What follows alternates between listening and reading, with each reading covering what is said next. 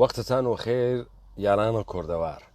من لە وەسەت دیڤەی تا بووم کە متەوەجه بووم چرای ماشینەکەمم نەکوژان دەگەسەوە و لە پارکینگێکم باتریەکەی فلاتی کردبوو خاڵی کردبوو و مەشای ڕۆشنم بکردایە لەگەرایشە تا ئارەی سیتێت 5-6 ساعتێت و لە کێشێ ناچاران داوام کرد لە چەند نەفەرێک پاڵێکمان پێوە نیا و ڕۆشنمان کرد و ئێستا مەجبورم نەیکوژێنم و تا باتریەکە چارجەوێتەوە میدوارم کە دەنگە مۆتۆر و ماشینەکە ئازیەت نەکات. ئەوە هۆ سەبەبە داخستنە لایڤەکە بوو و بوو بە 2 بەش دووبارە. بە هەر سوورەت ئێمە ئەدامە دێم لەوێ بوویم کە ئاغای عەبدوڕەحمانە قاسملوو حیزب دموکراتی متەلع نەکردبوو و خۆی چوو بۆ مزاکرە. دوای ئەوەی کە مزاکرەیە ئەوەڵی کرد نامەی وە کۆمیتە مەرکەزی نووسا تەبقە گفتە های ئاغای مستەفا هجری کۆمیتە مەرکەزی بە عەبدوڕەحمانە قاسملووی وێت مزاکرە بکە وەلێ خوات مزاکرە مەکە کەسێتر بەهێنێرە. ئێمە شوتمان ئەم پرینسیبانەی حیزب دموکرات حیزب کوردی نییە، حیزبێکی ئێرانیە و بە ناوی شیۆ دیارە حیزب دموکراتە. ئەساسە دموکراسیشمان بەحس کرد کە ڕعایەتە پرینسیپەکان و ئوسولەکان و قەوانینێکە کە خۆیان بۆ خۆیانی داهێنێ. ئیرادات ئەمانیشە ئەمەسە کە ئەمانە ئێرانین وەلێ حکوومەتە جمهوری ئیسلامی لەگەڵم مۆدەیە دنیای جەدید نایە دموکراسی نییە. بۆ چون مڕە قانون ڕعایەت ناوێت، چون انحسار هەست، ڕاند هەست، چەشمپوشی هەست، خودی و قەیرە خودی هەست. بۆیە ئەمانە نسبەت بە عەلیە خامنەئی قسە ئەکەن و هیچ وەختیش ناتوانن قسەکانیان ئیسباتکەن. لەگەڵا تۆ وێنی عەبدوڕەحمانە قاسملوو ئەکبەر خاتی نسبەت بە ئەساسنامەی حیزب دموکراتە، نسبەت بە قەسەمێکە خواردیەسی بەرامبەرە بە ئەعزای حیزب دموکرات و خاتیە لە بەرامبەرە فەرمان و دەستورە کۆمیتە مەرکەزیە حیزب دموکراتە.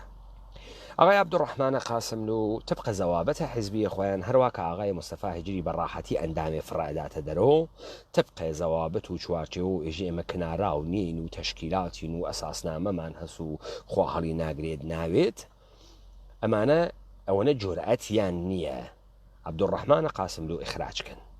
تەوبیخیکەن بێنن تەوبیخەکەی کۆمیتە مەرکەزیتان بەر عەلەیهی قاسملوو بێرن. نێستان ئێوە ڕعایەتە پرینسیبەکانە خۆتان ناکەن، ئەو پرینسیبانەیە کە ئیدعاکەن یەشێ لە سەری دانیشتون. تەماشاکە ئێوە ئەدەیەک ئەندامتان هەست، گاڵەیە دریژیان هەست، جەهالەتە خۆیان فەریاد ئەدەن هاواری ئەکەن پڕویانە لە بەرامبەرە ئەمە چه پاساوێتێرنەوە. عەبدوڕەحمانە قاسملوو ئینسانە خاتی و مجرمێ بوو لە مەنزەرە ئەساسنامەی حیزب دموکرات و تەشکیلاتە حیزب دموکرات یانە مشخصاً لەلا مۆردە. چون عەبدوڕەحمانە قاسملوو کوژیا پاک ئەوێت و ئێستا من ڕەفیقێکم هەست، ڕەفیقە منە، بە من نایژێت دزە. تەوەجۆکەن ئێستا ئەچێ بۆ دزی تەقەی لێیەکەن ئەیکوژن. ئایا من ئێشێنەیەم بێم بێژم ئەم ئاغا دز بوو و دزی کارە خراوێکە و ئەم ئاغا ڕەفیق من نەبوو و من پەشیمانم لەوەی کە ڕەفیقە ئەم ئاغا بووم کە دزە. من فکرمە نەکرد دزە. من ئێعلامە بەراعەت ئەکەم یانە یا مردمیش فکرەکەن منیش وەکو ئەو دزم. چۆنە؟ چۆن ئێوە تەرەفدارە دموکراسین انتقادەکەن لە عەلیە خامنەئی، انتقادەکەن لە دیگەران،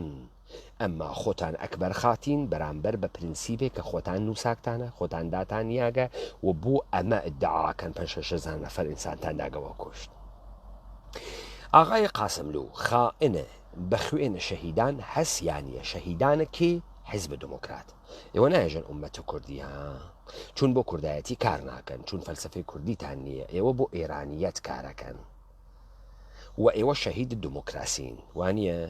ئاغای قاسملوو خیانەتی کردگە بەم شەهیدانە یان نەیکردگە.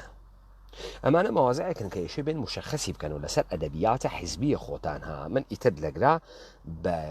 کوردیە تەکتانە قسەم نەکرد. طبیعەتەن ئێوە مەوزوع ناگرن. وەختێ مەوزع نەگرن چ گزارشێ لە ئێوەدا؟ گزارش ئەدا ئێوە درۆزنن، گزارش ئەدا ئێوە بێدڵ و جورعەتن، گزارش ئەدا ئێوە فاسدن، گزارش ئەدا ئێوە بێ پرەنسیب و بێ ئەخلاقن خەڵکی کوردەوار. حیزبی دموکرات دڵی بەوە خۆش کردگە سوحا جانشینە عەلیە خامنەئی بێت و ئەم بە سوورەتە ڕەسمی بتوانێت بچێت و بتوانێت لە بربەرەکانی ئینتخاباتە شرکەت کا و 2 کورسی لە پارلەمانە بگرێ. بۆ خاتری ئەمە ئیشی جەل بە ئێعتمادە مردم کا کە مردم ڕەئی پێ بدەن. بۆ خاتری ئەمە ئێشێ نیشان بدات کە ئەوەڵەن ئێعتباری هەست لە لای مردم، دووەمەن سادقە، سەوەمەن ئەو شعارانەی ئەیدات نسبەت بە مردم جێبەجێیان ئەکا. بەم کارنامە کەس لە ئێوە باوەڕ بە حیزب دموکراتەکە، کەس لە ئێوە هەر بەم پرینسیبانم ئەسم باسە کوردایەتی ناکەم، ئەگرا ناوی کوردستان نییە، ئەگرا ناوی گواتمالاس. حزبێک ڕەهبەرەکەی خاتیە لە ئەساسنامەکەی خۆی، حزبێک ڕەهبەرەکەی مجرمە نسبەت بە ئەساسنامەکەی خۆی، ومەشە تەوبیخ بکریایە و مجازات بکریایە کە نەکریاگە و ئەمانیشە ئیستا نەمەوزعیان هەست بەرامبەر بە ئەم جۆرمە، نەمەوزعیان هەست بەرامبەر بە ئەم خاتی بوونە ئاغایە قاسملوو، بەڵکو پێغەمبەرە ئاشتیە، بەڵکو ڕەهبەرم تاجە سەرەمە، بەڵکو کەڵە بلیمەتێکی عەجیب و غەریبە ئەگەر بمایە ئیستا قەپی کردووە سەرە گشتمان دنیای خواردوو. تەوەجۆکەن ئەم هەیکەلەی حیزب دموکرات، ئەم ئەعزای حیزب دموکرات خەڵکی ئێوە ڕای ئەعتمادیان پێ ئەدەن یان نەیدەن؟ خۆتان ڕای بدەن. تەوەجۆ فەرمون بۆیە من ئەگەڕێمەوە سەر ئەوەی کە ئێژم کاورا ئێژی من حەزەکەم بە قاسملوو، من تەمامە ئەم دەلائلمە هاورد و ئەم ئاغایشی مەوزع بگرێژی آخر حەزی پێ یەکەم، منیش مەجبور ئەوم بێ ئەدەب بووم بێژم براکەم حەزەکەی بە قاسملوو بینێ لە خوات، چون ساحەیە سیاست و مبارزە ساحەیە حەزەویستی نییە، پرنسیب کارەکە، قانون کارەکە، مەتن کارەکە. تۆ حەزی پێ ئەەکەی بە خوات ڕەبتی هەست، بچۆ تا سوح دەم خەناوی دەمی بینێ لە خوات، وەی مەچ ڕەبتێکی هەست. تەوەجۆکەی ئەمە مەوزعێکە کە ئێشێ ئەم مردمە ئەمە بفەهمن. بزانە پەیمانە حەیدەری وا لە بریتانیا بەرامبەر بە کوچکترین اتفاقێکە کەفێ لەم سەرزەمینە مەوزع ئەگرێ. مەسەلەن ئێوە دیکتانە من دیگمە کاورا پارتیە یەکێتیە هاتکە بۆ فشقیات حیزب دموکراتە پەکەکەس و منێژە جێگا گەرمە قسەی زلزلەکەی. براکەم جێگەی تۆ خۆت سارد نییە، خۆت تەقوڕق نییە، مۆبایل واوە دەستۆ نییەوە دەستۆ، ئەتوانی بێجمێن بدەی ناتوانی. ئیستا من خەریکم مەوزع ئەگرم بەرامبەر بە حیزب دموکرات. فیلمەکەی بریتانیام دانیا مەوزعم کرد بەرامبەر بە دەوڵەتە بریتانیا، مەوزعم هەست بێ مەوزع نییە. تۆش عەزیزم مەسئولیەت بگرە ئۆهدەت لە ماڵەکەی خۆتە، لەسرە مبلە نەرمەکەتە، ژنەکەیشە بنێ پاڵت دەسە با خاز باوەش و گەرموێت. مەوزع بگرە، مەوزع خەیلی مهمە تۆ بتوانی مەوزع بگری. قبولە مەسئولیەتە قسەی خۆت بکەی، خەیلی مهمە چون لەسرە دەکەفێ. من ئێمڕۆ هاتگەم جەریانێکم خسکە سەڕێ، ڕۆژێ حەدە ئەقل 15 نەفەر بە خاستەهای جۆرا و جۆر و ئەدا لە دەرگای ئەم تەلەفۆنانی منە. یەکی اختلافاتە خانەوادەگی هەست، یەکی مشکڵاتە ماڵی هەست، یەکی حەقی لێزایع بووگە، یەکی ئاوارە هەست. من ناتوانم بێژم کاکە من شۆڕشێکم خسکە سەڕێ بۆ ئەم ملەتە باوەڕ کە مەسئلەی خصوصیەتەوە بە من ڕەبتی نییە. بۆ ناتوانم بێژم چون ئەم کاورا لە ناوە ئەم کاولستانە ئەحساسی کردگە دەنگێکی بیستگە تەسویرێک لە باوکە خۆی بۆ دروست کردگە. وتی یالی هاوار وەختە تەنگە من، لیواوی پەردەی شەوە زەنگە من، هەنی مەزانی ئاغاوی تری هەست تا داماونە ئەو بگیرم وە دەست. کاورات کە ڕووی دیاوردگەم ئەم تەسویرە من بۆ ئەو ئیجادم کردگە کە ئەحساسەکە ئەتوانێ بێتەکی مناقسە بکە، ئەتوانێ ئێعتمادم پێ بکە، ئەتوانێ بێ دەست بکاتە کونهە وجودی دەردەکانی و زەخمەکانی هەڵڕژێنێ بۆ من ناتوانم لە ژێرە ئەم تەسویرە کە خۆم دروستم کردگە بۆ ئینسانە دەربچم. ناتوانم کارێ بکەم ئەم ئینسانە بێ ئێعتمادتر و سەرگەردانتر لە جاران بوێت. پێشم دادەگیان کاکەگیان ڕەوانشناس نیم، متەخەسسە ئەم ئومورە نیم، ئینسانێکی کوردی وەکو تۆ وەلێ بەسەر چاوم فەرموو ئەمە منم، من وا ئەفەهمم و تو ئیشی وا بکەی. تەواو ناتوانم لە ژێرە ئەمە دەرچم، ئەفەهمن. بۆیە ئەمانە لە ژێرە پرینسیپەکانە خۆیان دەرەچن، مەسئولیەتیان نییە، مەوزع و هەڵوێستیان نییە. کاکی برا لە سلێمانی دانیشەوە هەڵوێست بگرە، لە هەولێر دانیشەوە هەڵوێست بگرە. تەوەجۆکەن ئەم ئستدلالاتە ئەحمەقانەس، هەنە ئینسانە جاهلێکی دنیانە دیدەس. بەمە تۆ دەهاتی چون نازانیت تەفاوتە مەوزعگرتن هەڵوێستگرتن تەکە هەڵوێست نەگرتنە یعنی چی. بزان ئیستە پەیمانە حەیدەری ئالەم و ئادەمێژە کا پەیمان ئاگا لە خۆتوێت و ئەتکوژن و فڵانەکەن و ئەوەڕوو من جێژم پیاک هەست بێتە بەرەوە. ئیاڵەتە متحدەیە ئەمریکا ئەگەر پیاگە بێتە بەرەو بمانگرێ بمانواتە گوانتامانۆ. قسەی خۆشێ بکەم پێ بکەنن بە کاورایە هەورامی وتیان وا مەکەوتی مەردەی زیاتر گونێ مەگێران، مردن زیاتر کارێکی ترم پێەکەن. یەک مەرگ قەرزارم لەم دنیا، یەک مەرگ بەم زندگی قەرزارم، چۆکی بۆ دانادەم، لەم مەرگە ناترسم. تەوەجۆتان کرد. خۆ ئیسە با بڕۆین سەر ئەم داستانە کە ئەمانە نە مەسئولیەت ئەگرن نە ئەو شتانەی کە خۆیان ئەدعاکەن. بابەگیان ئێوە سوحا سوالە ڕێی چۆنەکەن وەختێ لە ڕووکەشیش و ناتوانن قسە بکەن. بابەگیان ئەمانە بۆ خاتری ئەمەی کەس قیام نەکا ئێژن حیزی خاسە. لەبەر خاتریوی کەسی خیان پێ نەگرێ بێژن تۆ بۆ قارەمانی بڕۆی خیابانە پاستۆرە تاران بگری ئژن لاو ئاشتی تەڵەبی خاسە. دەیلێ دوای ناتوانێت لە ئەسڵحەکەی شانی دفاعکە، ئەسڵحەکەیشی پێ ناتەقێت. گیری کردگە ئەو ناتوانێ مردم هانبا دلێرون شەهامەتیان بوێت، چون ئەگەر مردمەکە دلێروێ شەهامەتی بوو ئێژیت خۆت بۆ دلێر نییەی دەی تۆ ڕاهبەری ئێشی کەوتە بەرمانەوە. نا ئەو ئێژێ هەر حیزی خاسە، هەر بووگە حتا بووگە هەر حیزی خاسە. حیزی و سەڵامەت دێ کەس خۆی ناتە کوشت بۆ ئەم، کەس بۆ هیچ ڕێگەی خۆی ناتە کوشت. خروجیەکە ئەوێت و چی ئەوێت و ڕێگە حەل لە پشتە پەردە. ڕێگە حەل لە پشتە پەردەیش ناوێت و هیچی. تەوەجۆکەن پس ئەمانە خۆیان لە ئەدەبیات خۆیان گیریان کردگە ئەساس و بنیادە ئەمانە بۆ ئەوە دروستکریاگە کورد نابود بوێ، جەهانە کوردی نابود بوێ. ئەمانە نابودیەکەن تحت ناو نسخەیە کوردی. ئەوەسە تۆجۆکەی تێژێ ماف خاسە. ئیستە ئێمە کوردستانمان پڕە لە کونی مافی کونیەکان و باوکە گیان و دێکاورا کونیوێت بۆ تۆ شەڕ ناکە، بۆ ما تحت خۆی شەڕەکە بتوانێت لە خیابانە بیدۆڕێنی. ئەمە ناوێت و سەعادەت بۆ من کاورا ئەدایە ئەکا و من چڕەت دەکێس. تۆ بەر عەلەیهە پرینسیپەکانە جامعەی ئێمە وێسیاگی، تۆ بەر عەلەیهە فەرهەنگە ئێمە وێسیاگی. تەوەجۆکە تۆ ناتوانی لە ئوروپا فقط بە شوێنە ماف کونیەکان ئەبڕۆی ڕعایەتە پرینسیپای دموکراسی نەکەی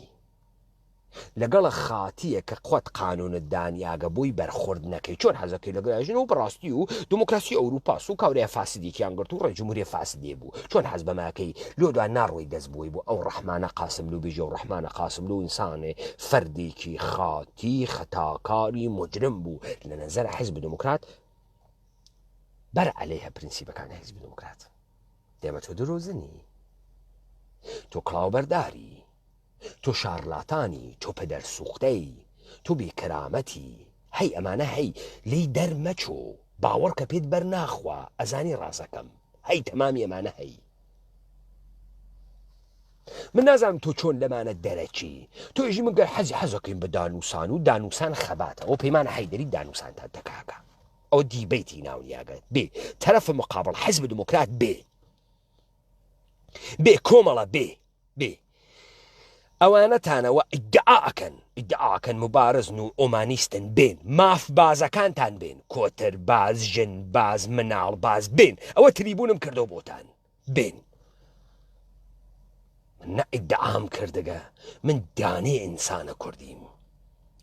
ئەبزارەکەیشم جەهانە کوردیە بێن ئەوە کردمەوە ئەوە ئجازەتان پێ ئەدەم قسە بکەن دایشتان ناخەم هەفتە نەفەر شاهێدە من ئارشیڤەکەمە بدی بەیتانە بەو حەدە گەیگە ڕاپەڕین کە پرینسی بە خۆمان نەخێنە ژێرە پێ بێن دفاعی لێ بکەن تا من سابتی بکەم ئێوە درۆزنن تا من سابتی بکەم ئێوە حەج نازانین مشتی شارڵەتانە دەهاتین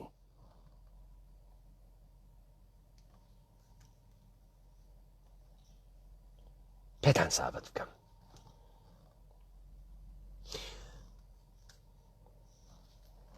ئەو ڕێزکە و ئەو ڕێبازە بەردەوامە و ئیدام بە خەباتەدات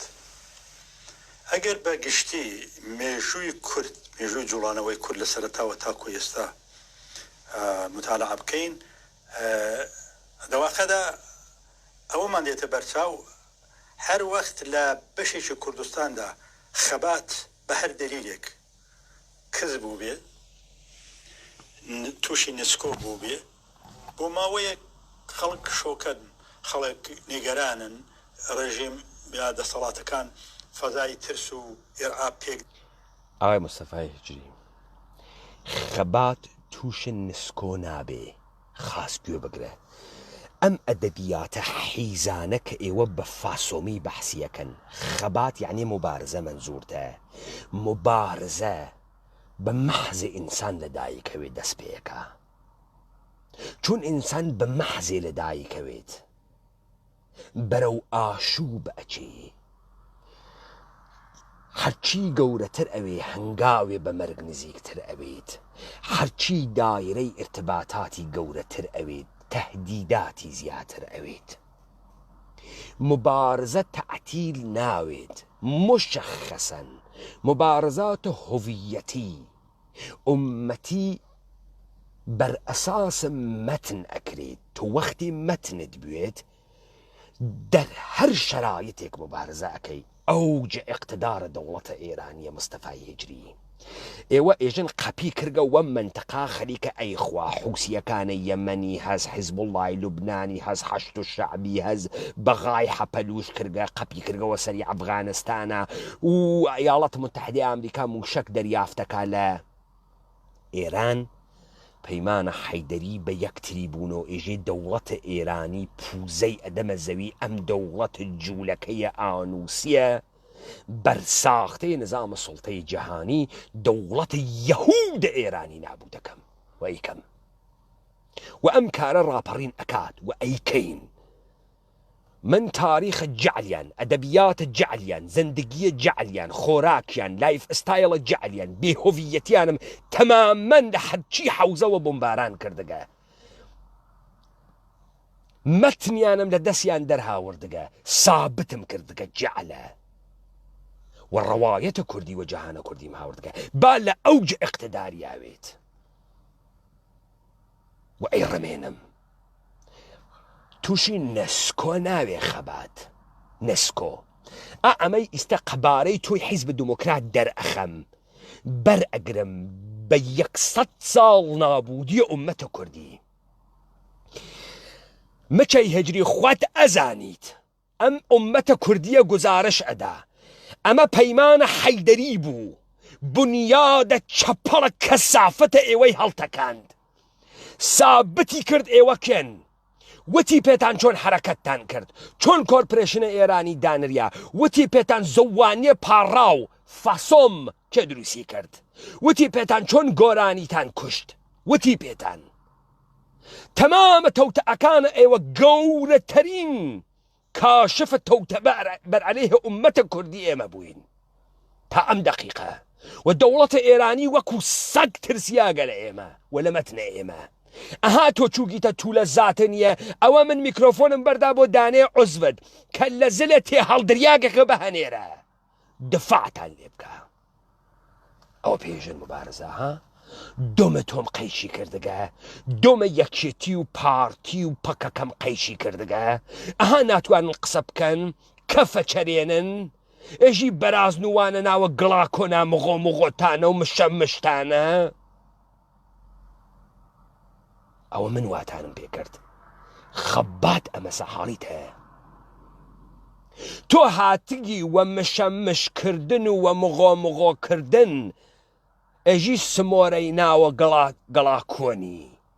بە مەردم بسەلمێنی کە تۆ کارەکانت دروست بوو گە مەوجودیەتە دروستەوە من سابتم کرد تۆ کەرێکی ئەحمەقی خائنی جاشی پەدەر سوختەیت سابتم کرد بێت بەمە ئێژن خەبات نسکۆ هەڵ ناگرێ حاڵیتە هەچ وەخت نسکۆ هەڵ ناگرێ بۆیە ئێمە وەختی هاتین چمکێکمان دروست کرد ئەمە لە ئینگلیسیشانیە بچۆ ئەم چمکە تەرکیبیە نیە ئەڤەلوشن ڕەڤەلوشن نییە ئێمە دروستمان کرد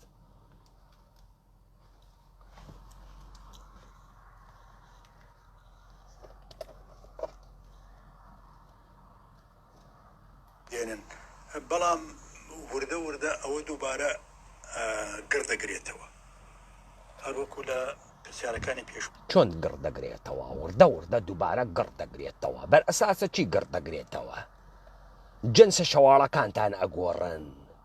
وردە وردە گردەگرێتەوە لەسەر خەباتی حیزبی دموکرات باسم کرد ئێمە مەسەلەن لە ئەو سەردەمەدا کە کۆمار دەڕوخێ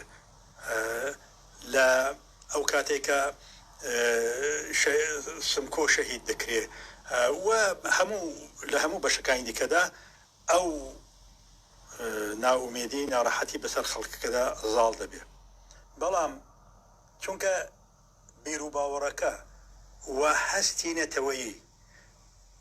حەولدان بۆ نەجاتبوون لە ڕزگاری لە دەرونی تاکتە هەستی نەتەوەی نجاتبوون لە ڕزگاری نەتەوەی کامە چام گشتە قسە ئەلەکیانە چۆنەکەی ڕزگاریە نەتەوەیی ئێرانی لە کێ لە ئیسلام لە شیعەگەری هەستە نەتەوەیی ڕزگاری کێ ئەم هەستە چ شکلیە وەسە ژانە دڵ وەسە ئێشە چاو وەسە ژان و با چ شکلی ئەم هەستە نەتەوایەتیە هەستە نەتەوایەتی ئێران مشخصە چ شکلیە مچە هەستە نەتەوایەتی ئێران ئەوەسە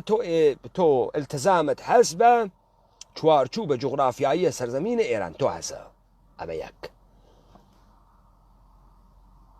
باوەڕمەندە بە پیشینەی تاریخی و فەرهەنگی ئەم سەرزەمینە تۆ هەسە ئەمە دوو یعنی کوورش و ماد و زوانی فارسی و تاریخی ئێران و ئیمپراتوریە تو هەسە چه شکلی ئەم هەستە ئاستێ نەتەوایەتیە گڕە ئەسیێنێت ئاچی و خەڵکەدا هەیە دووبارەوە سەر هەڵدەداتەوە بە تایبەتی پێم خۆشەوەتان ئەرز بکەم کە خاڵێکی گرنگ ئەوە بوو لەو سەردەمەدا حیزبی دموکرات دەگەڵەوەی کە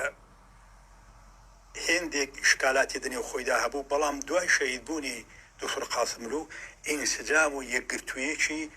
کە وێنەی بخۆیەوە گرت حیزبی دموکرات وەختی قاسملو مرد منزەجم بوو عامل عدم استقرار حزب دموکرات کێ بوو ئەو ڕەحمانە وەسووق بوو خوا هەڵی ناگرێت دەستی خۆشوێ سەحرا ڕوودی لێدا کوشتی حاڵیتان بوویستە فەهمیتان حزب دموکرات لە یەکترازیا و ڕێبەرایەتی شۆڕژگێڕنەما داویان لە یەکتریان قەڕ کرد و عامل عدم استقرار حزب دموکرات کێ بوو ئەو ڕەحمانە وەسووق مرد ئارامش هاتۆ خوا هەڵی ناگرێت و ئەوە تۆژۆکەن فاکتەرێ دەخیل بوو بەڵێ چه فاکتەرێ دەخیل بوو لەو یەکگرتوویە بۆیە دیارە دکتۆر سەعیدیش کەسایەتێکی بەرچاو بوو جێگای حرمەتی هەموو کەسایەتی بەرچاو یانی چی مچەیجری یانە چاوەتوانێ بیوێنێ یانێ تۆ ئێستاوەنەی سوزەنێکی خۆ بەرچاو نیەی کەسایەتی بەرچاو یانی چی یەکێ بنووسێ کەسایەتی بەرچاو یانی چی یعنی ئەکەوێتە بەرە چاو یعنی هەرکە نەکەوێتە بەرە چاو یعنی وردە بچووکە نامەرئیە باڵای کورتە کەسایەتێکی بەرچاو بوو لە چ لە حازێک و بەرچاو بوو لوتی زل و بەڵگە گوێی پان و گول و ئای کەچر و منزور و ئەمەسە ئای کەچر و سکسی و چۆن بەرچاو بوو کەس دکتۆر سعید وەختی ئەژێ دکتۆری تر خۆفرە مهمە کە دکتۆرە بەرچاوە ئای کەچەر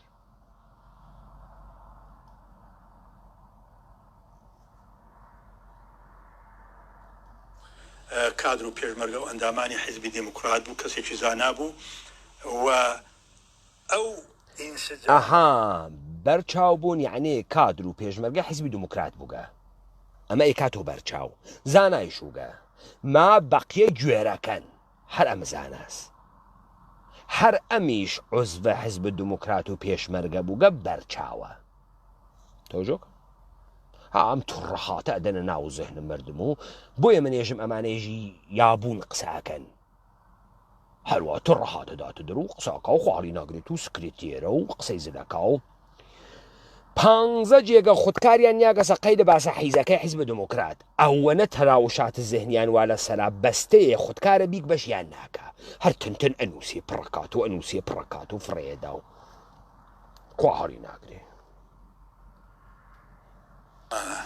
و ئەو پشتی یەکگرتن و کاری پێکەوەکردن توانی جارێکی دیکە هیوا و ئومێد بداتەوە بە کادر و پێشمەرگە بە ئەندامانی حیزبی لە نێو خۆی وڵات و دووبارە خەباتەکە بژێرێتەوە سەر ڕاستەڕێی تێکۆشان و پشتی یەکگرتن یانێ چی مچە ئەوسا بازیەک بوو قەیم قەیمەیان کرد من گورگەکەی کەیلۆ بەرم من شوانەکەی هەی کەرم قەتار قەتار و پشتە یەکتریان واگرت پشتە یەکتری چۆنەگرن بەر ئەساسە کامە مەتنەیگرن بەر ئەساسە پرینسیپەکانە حیزب دموکرات ئەساسنامەی حیزب دموکرات چۆن پشتە یەکتریان گرنیان توانی بەر عەلەیه عوزڤ خاتیە خۆیان ئەو ڕەحمانە و سوق بێسن هەروە پشتی یەکتریان گرت برا لە پشتە براوێ مەگەر باکی لە خواوێ من گورگەکەی هەی کەرم من شوانەکەی جوزانم من شوانەکەی هەی کەرم من گورگەکەی کەیلۆ بەرم قەتار پشتە یەکتریان گەمەس بەر ئەساسە چی پشتە یەکتریان کرد بەر ئەساسە چی منسەجم بوون چی بوو ئەو مەطلبە ئەو مەسئلە کە ئێوەی منسەجم کرد چی بوو ئینسجامە بەر عەلەیه چی بۆ چی هەروە لە خۆی توڕەهاتە و پشتی یەکتریمان کرد حەولدان بۆ ئەو خەتە ڕاستەقینە نەتەوەیە کە حیزبی دموکرات هەیەی ئەو خەتە ڕاستەقینە نەتەوەیە خەتە چەفتەقینەکەی چۆنە ڕاستەقینەکەی چۆنە مچە نەتەوەیە کێ کورد چۆن حیزب دموکرات حیزب کوردیە کوردبوون چۆنە خەتی ڕاستەقینەی کوردیەتی ڕاستەقینەی حیزبی دموکراتی نەتەوایەتی چەفتەقینەکەی چۆنە ئەمەسە توڕەهاتە ئەو خەتە کام خەتە ئەمیانە یا ئەویانە هەژێ دوودانە دەروێش جا معمولەن دەروێش ئەڕوین ئەم تێخبازیان ئەکرد معرەکەیانە گرد و کۆم پاڵەوانانە دۆین و شەلەم و ئەمانە کۆبکەن و لە ئاواگیەکان دەروێشەکانیش دڵیان بووی تر دڵتەڕن و چاوحیزیانە کرد و خەریکون دوان و یەک و زەکریانە کرد ژنیش لەسەر بانە و تەماشایانە کرد هەروە دەمە زەکرەکەەوە حەیاڵاکەنێکیاوەتی زەردەکە یا سوورەکە ئەوەکی وتی داینێ بۆ دوای زەکرەکە کامیان ئەو خەتە کام خەت زەردەکە یا سوورەکە خوا هەڵی ناگرێ داینێ بۆ دوای زگرەکە.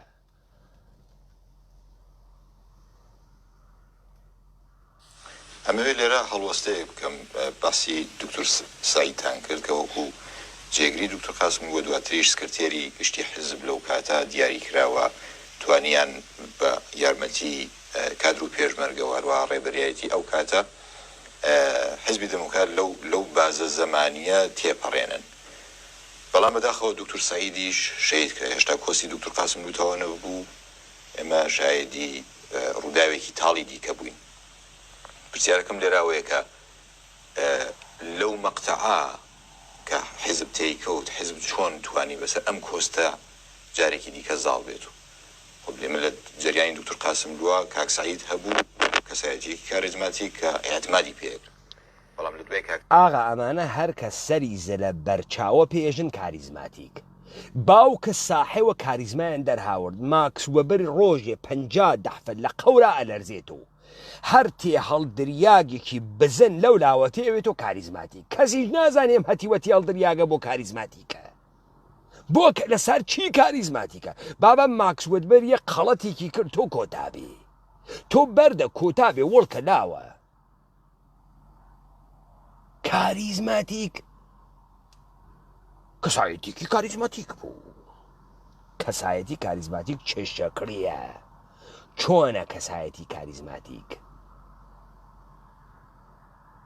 بۆ مردم سەقەتەکەن بۆ کەلەماتە مردم فاسدەکەن فاسدینە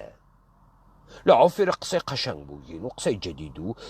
وەکاوراوتیان هینێ قسەی زل بکە و وتی ئۆتۆبوسە دوو تەبەقەکان و ساختمانە زلەکان و ئەوە قسەی زل و خەریک وەی کرد. زل و ڕازەکە ئۆتۆبوس و دوو تەبەقە فرە زلە.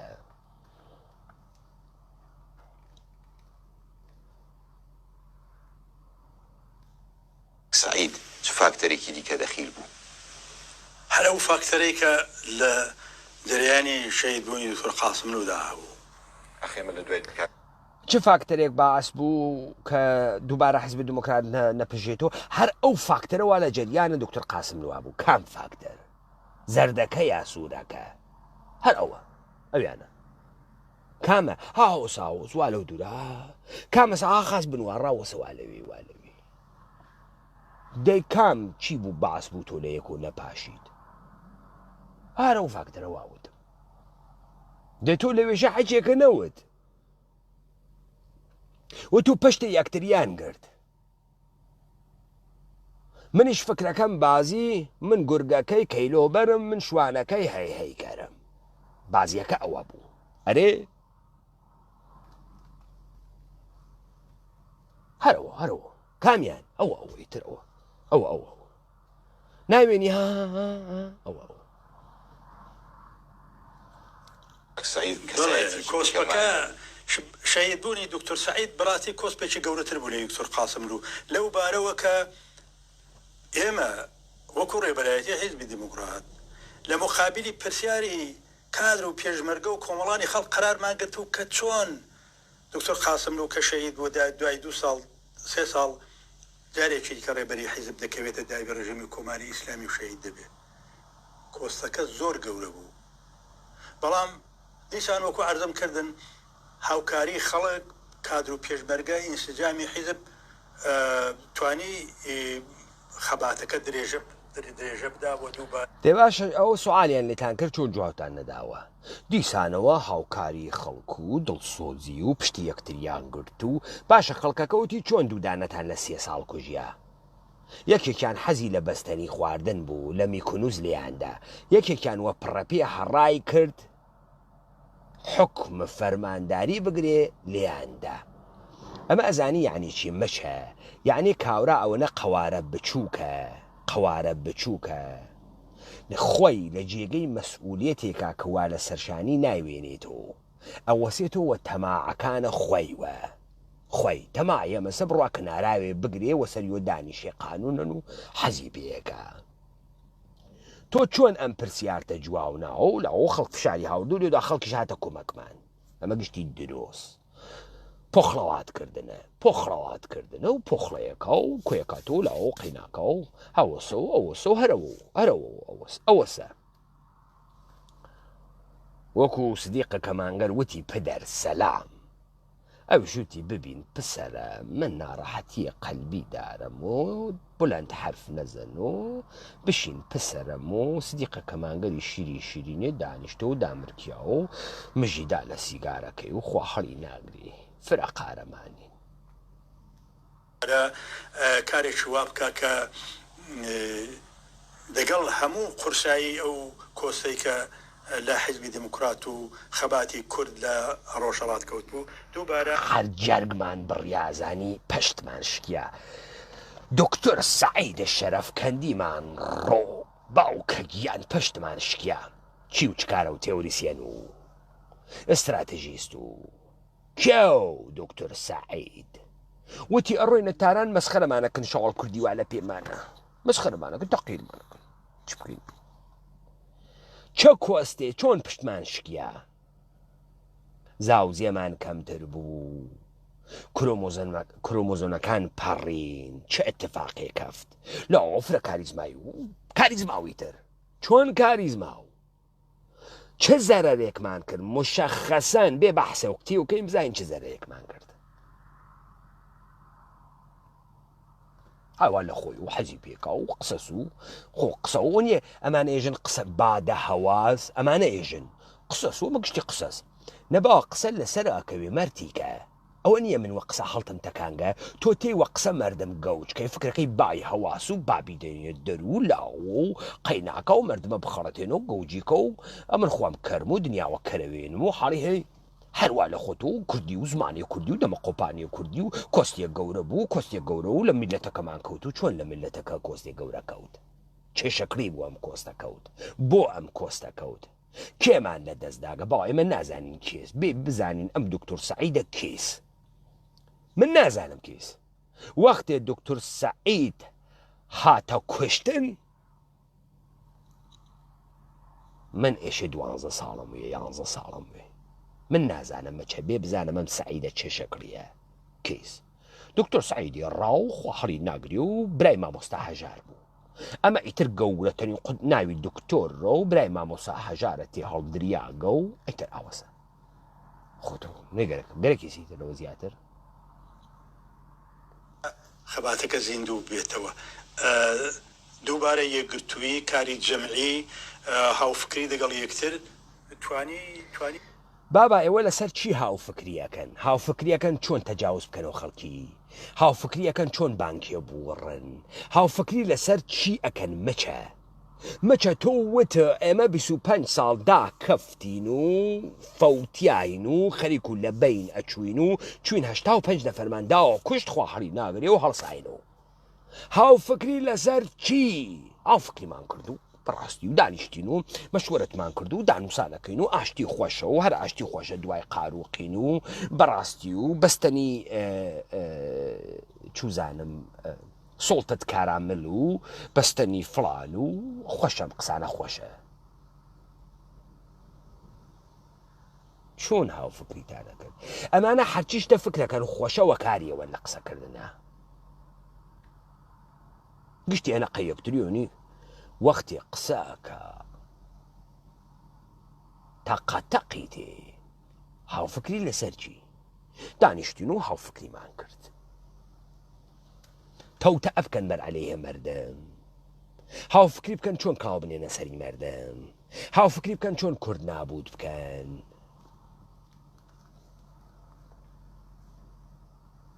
ئەو خەلا پڕ بکاتەوە و کارەکان درێژە بدە لە داهاتووشدا هەروە دەبێت چونکە بەداخەوە داگیرکەرانی کوردستان بە تایبەتی ڕژیمی کۆمەڵ ئەو خەلە پڕکاتەوە کارەکان بباتە ڕێوە تۆ ئیسە کارێکیە مەچە لە وردوگە تۆ ئیسە پوڵواوە دەست و ئەیدەیوە کاورای تەدار و کاتچی و ئەڕوا 20 کیلۆ فاسۆلیا تێری و حساوی لەیەکیشی تۆ ئەیدێتە ئاشپەزەکەی کوڕێنیە و ئاو تەماتەیش ئەسێنیت و دانیشی ئامارەگری کێ عوزڤە و کێ عوزڤنیە و کێ شیرینە و کێ خاستر خایەماڵیەکە و کێ نایکا و ئەمە کارەکانە ئێوە ئەمەسە مەچە تۆ پاڵە داگەسۆ 70 ساڵە مەچە حێرفەی سیاسیت ئاوا قساکەی یەک مەقالە بنووسە کورە تۆ گافیتیانەوێ لە پرینسیبەکانە خۆت بڕۆیتە بەرەوە چه کارەی تۆ لەوێ داکەوتگی تۆ کەسانی وەکو تۆ و حیزت دموکراتت و هاوفکری ئەەکەین بێرە لەم تەراوە شاتە فکریتە بۆ ئومەتە کوردی بێرە با بیوێنین کارەکان چۆڕێ و کۆستەکە سەرکەوتین و ئیسلامی ئەوان فقط بیر لەوە دەکەنەوە کە بەڕێوەبەرانی حیزبی دیموکرات یا حیزبەکانی دیکەی خەباتکار ترۆر بکەن بیان کوژن جمهوری ئیسلامی فقط بیر دەکات و ڕەهبەرانی حیزبی دموکرات و حیزبهای خەباتکار بکوژی ئەی تۆ بیر لە چیەکەیتەوە ئەو بیر لەوە ئەکاتەوە تۆ بگرێ دارێ بکاتە ئاسینە تۆ بیر لە چیەکەیتەوە مچە ئەو وا بیر دەکاتەوە گرتیتی داری کردە ئاسینە ئادێ بزانم کوڕی حەقی بزێنی تۆ چەند نەفەرە ڕەفاندیان تۆ دا لە چەند نەفەریان خستە کوشتنە ها تۆ جورئەتە بوو 85 داوە کوشت 15 بە هەناردە ئینتحاری بیاندایە لە محسن ڕزایی بیان کوشتایە بیاندایە لە خامنەی بیان کوشتایە بڕوایەنە ئەو تارانیانە بایە بەرە فیشەک ئەو مەجلسە بۆت مچە ئەو بیر لەوە کاتۆ چۆن ڕەهبەرانە ئێمە بکوژیانی سە ناتوانێت تۆ بکوژی یعنی ئێرادە بکان مەچە ناتوانێت بوو کوژێت بۆ ناوکوژێت حزبی دموکرات جمهوری ئیسلامی وا بیرەکاتەوە دەخراو بیرەکاتەوە خاز بیرەکاتەوە ئەمە خاسە یاخراوە ئەی بۆ لاوە فرق سافەتە بیرەکاتەوە ئێمە بکوژێ لاوە تخوا قاتڵەوە کەسیفە و باوە تۆ پیرەژنە تەجاوز پێکریاگی تۆ پیاگی تۆ کوردی بابە حیزب پێشکەشە ڕەهبەریەت پێشکەشە ئەرێ پیای کورد وا قسەکە مەردمینە وا قسەکە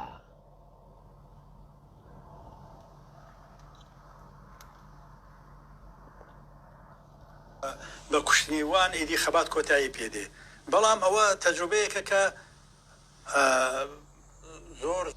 نەکوورەکەی بە کوشتنیوان خەبات کۆتایی پێدێ مچە فاسۆلیا کەمپەکەی کۆیەت لێ بسێنەوە خەبات کۆتایی پێدێ خوا هەڵی ناگری جمهوری ئیسلامی ناڵێ لێتی بسێنەوە پوڵۆ پێدا فاسۆلیا ئەسێنیت و پوشەکە مای بەیبی ئەسێنیت و نەوار بێداشتی ئەسێنیت و کاندۆم ئەسێنیت و تاو پاڵت داگەسۆ ئوردوگاکە هەس و خۆ خەڵک جەز بە ئەندیشەهای مشەشعانەی تۆ ناوێ ئەوێت حەزی پێ ناکە حەزەکە بە کەلامە نافزت و نەوەڵڵا تۆ دەرونیت حەژاندگە و سەرخواری کردگە و هاوار ئەکا پڕەپێتێت بەرەو ئەم دەنگە نەوەڵڵا دەی چۆن ئەمە نەئەتوێت و تۆ بە ئوردوگاکە ناتوێت و جمهوری ئیسلامی ڕایگرتگە بۆت و وایتە ناو ئوردوگاکە و بوجەکە تێت و خەڵکی بەڵبەختی شتێت و هەرکە برسیەسی تێت و هەرکە هەڕای کردگە تێت و هەرکە هەڵشکیاگە تێت و تۆ دانێ ئینقلابی بێرە هاتوێت هەرکە بێکارە تێت و تا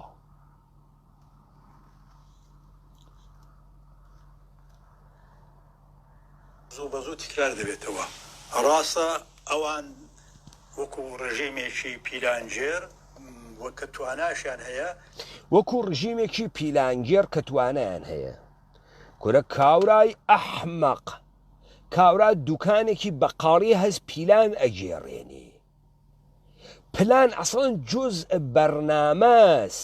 تۆ لە دنیای ئەمڕۆ زندگی بکەیشێ پلانە بوێ بیزنس پلانت بوێت چوزانم پلانت بۆ زندگیت بوێ پلانت بۆ ژن خواستن بوێ پلانە بۆ شوکردن بوێ پلانە بۆ مناڵدان بوێ بەرنامەت بوێ پیلان گێڕە دەمە خاسی یاخراوە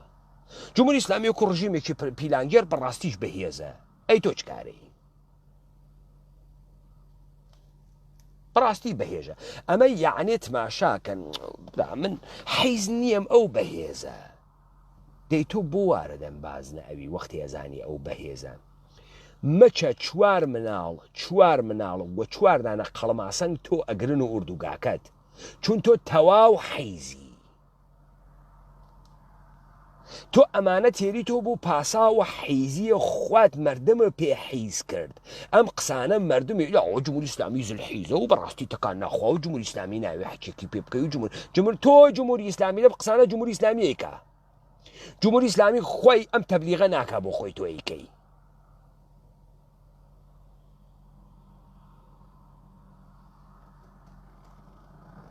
هەڵی بووین مچە مقابلی خەڵکی کوردە دەتوانن زەربەمان لێ بدەن بەڵام ڕاستەڕێی خەبات بۆ ڕزگاری هەر بەردەوامە تا ئەو کاتێک کە بە ئاواتەکانی خۆی دەگەن بەڵام هەر دووە بە دوای تێرۆری کاک سەعید یعنی دوای ماوەیەکی زۆر کورت حزبی دموکرات بڕیاریدا کە شاخەکان بەجێ بێڵێەوە هات لە وڵایی کوردستانی باشوورا جێگیر بۆ خۆشتان لە وتارەکەتانە ئیشارەتان پێکردا نیشتە جێبوونی حزبی دموکرات لە قوڵایی خاکی کوردستانەوە لە دەشتاییەکانە زەرەری زۆری لە حیزب بۆ لە بزوتنەوەدا چی وای کرد ئێوە بڕیارێکی لەو چەشنە بدەن و ئایا نەدەکرا کە لانی کەم فقط بنەماڵەکان نیشتەجێی باشوور بکرێن و سەنگەری پێشمەرگەوە خۆی لە شاخە بمێنێتەوە لەباری بڵێن کولتورێک یا شێوە خەباتێک کە حیزبی دموکرات لانێکەم لە دوای شۆڕشی گەلانی ئێران دەستی پێکردوێتەوە بۆ کە پێشمەرگە لەگەڵ بنەماڵەکانیان بوونە کاتێکە شۆڕش لە شار بۆ پێشمەرگە لە لای بنەماڵەیان بووە کە دێنە شاخیش هەر بەو شکڵەیە وڵا درۆکەی مچە هیجری وڵا درۆکە ئەکسەرەتی ئەوانەی کە قبل لە ساڵە 57 جنیان خواست و ژنەکانیان لە شارە جێهێشت و هاتنە شاخ مەگەر پێشمەرگەی ژنتان بووێت کە ئێوە نەتان بوو کۆمەڵە بووی ئەمانەوە یەکتری و ارتباتە عاتفی بەرقەرارکەنتەک یەکتریان ڕابتەیان بووایە درۆ ئەەکەی ژن و مناڵ بەو کەژ و کێوان نەبوو ساڵە 61 و 62 63 دائما عقب جبهه بوو ئەگەر کەسێکیش خانەوادەی بووایە عیدەیەک ئوردوگا مشەخەس بوون بە پشت جبها بوون ئوردوگای تەدارۆکاتیتان بوو لە پشت جبهە نیروی شەڕکەر دائما بە شاخەکانەوە بوو درۆ ئەەکەی وەکو سەگ ئەمە پاسا و تێری تۆ خوات تەسلیم بوویت هاتیتە خوارە وتیانی تر بەسە خوا هەڵی ناگرێ ئێمە تەسبیت بگین فازت دووەم دەست پێەکە فعالیەت جامعەی مەدەنی و دانیشتن و فوبکەنە ناو جامعەی مەدەنی فەدەمەکە تێمەسەر درۆەکەی ئەوە ئەستدلالە ئەوەڵە کە درۆ بوو ئێستا بریاوانە بووایە بریا چۆن نەبووایە بریا ئەمانە ژنیان نەخواستایە بریا مناڵیان نەوایە گشتیان ئەختەوایەنە بریا چۆن نەوایە مچە بریاوانە بووە بریا ئەبێ مۆتەدیژێ من حەزەکەم سەر بەخۆوین و فرە دڵم وا پێ و وەلی تر تازە ناتوانین و با فدراڵی وین حەزی پێکەم و لە دڵمەوە حەزی پێکەم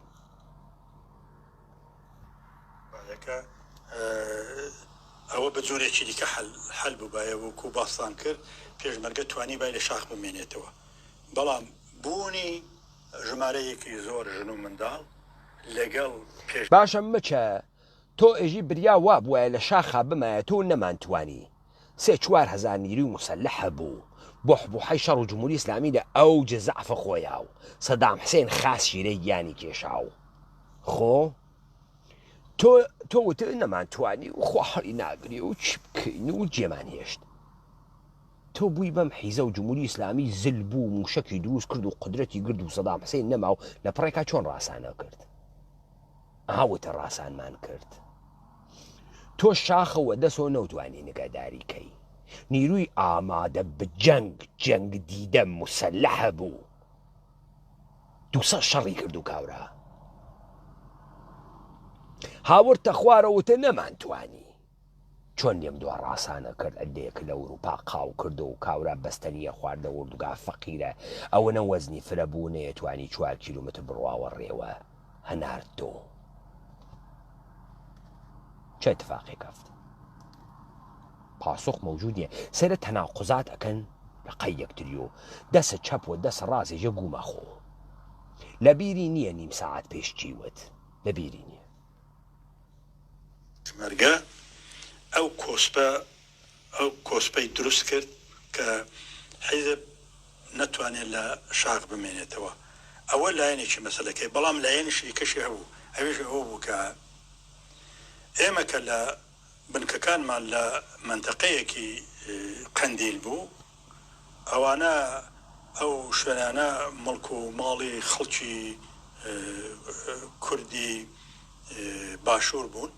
کە ئەوانە کۆچیان پێکرا بوو بەڵام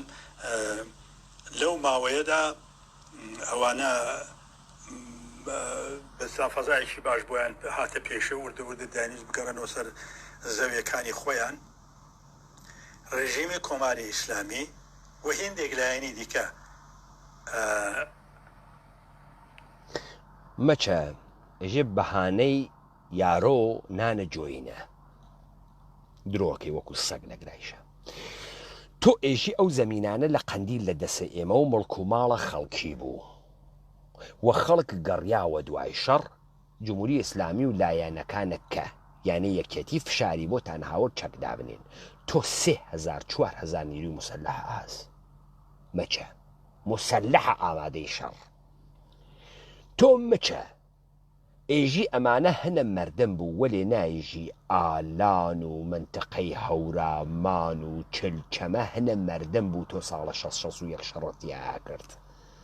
مەردەمە و کۆچدا بۆ ئەو وەختە ئەم پاساوتە نەهاورد بێژی لاوە مڵکە مردمە و باخم مردمە و لاوە ئاوایی مردمە و RPG تیۆگرن و بانەڕۆی نانە مردم خۆی تۆ ئەڕوویتە ماڵە مردم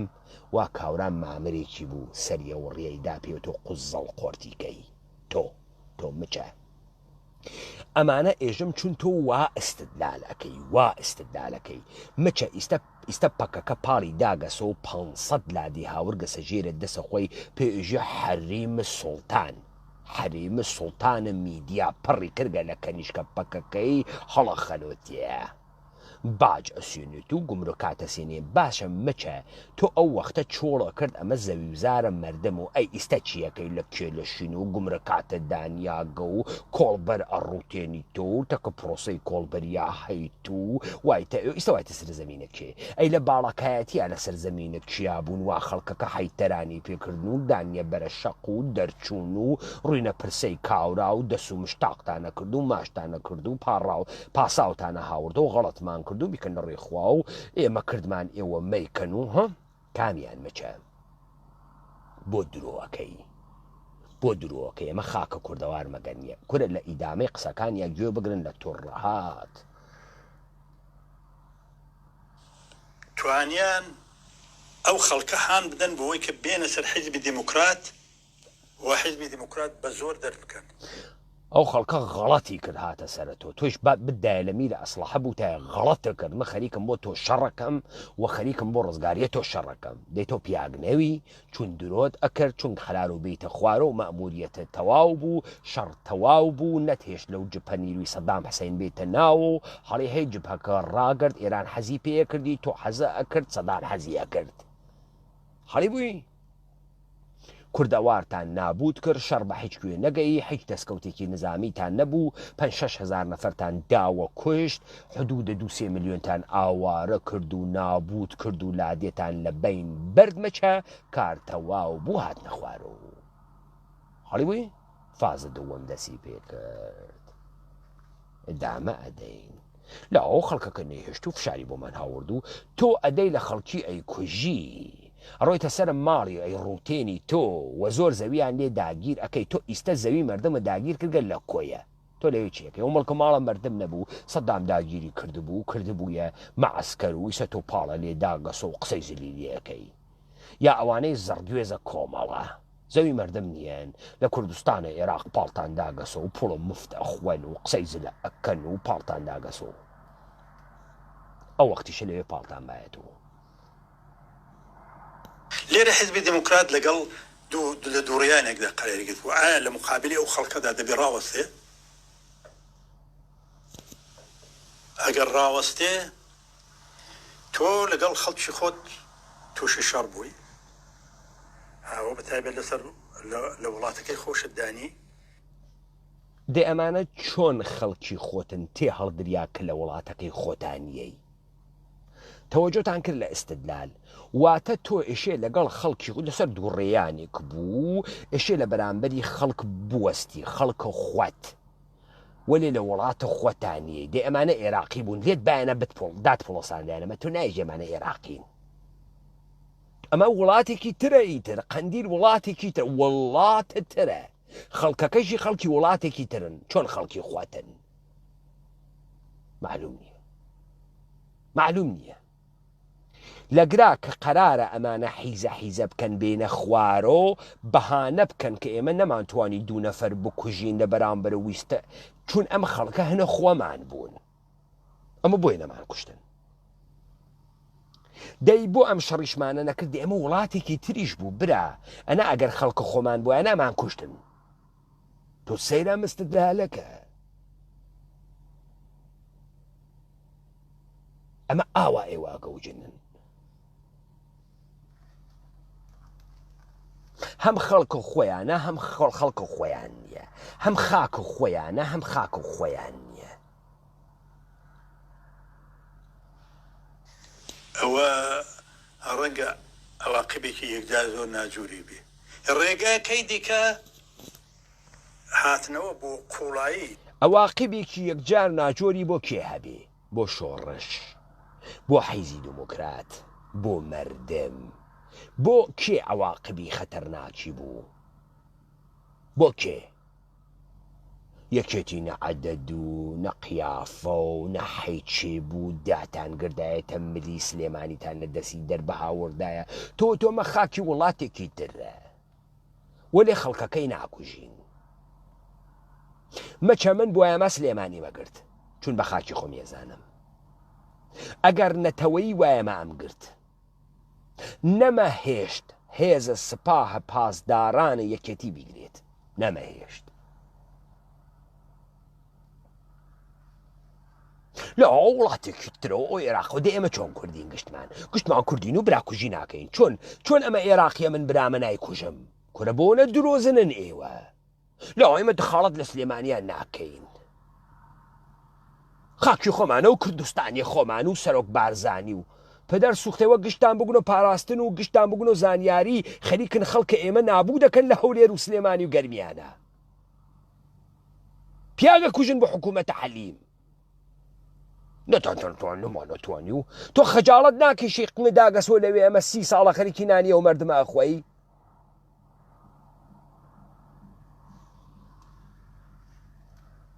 خەڵکی خۆمان و خەڵکی خۆوان و وڵاتێکی تر و وڵاتێکی ئەملا و باکوور و باشوور و ڕۆژهەڵات و ئەمە عێراقە و ئەمە ئێرانە و تۆ ئەم مغۆمە و چێشتە مجەوەرە دروستان کردگە خۆتان سەری لێ دەرتێرن مە حیزبی دموکراتی ئێرانین و لە لێداژە ڕۆژهەڵات دێ ڕۆژهەڵاتی کوێتی هەڵدریاک حزب دموکراتی کوردستانی ئێرانین و ئەگرا وڵاتێکی ترە کوێز عێراقە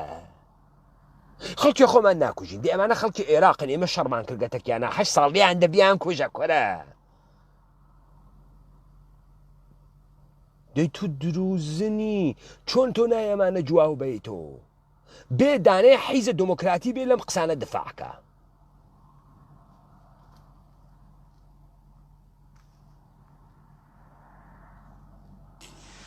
خاچی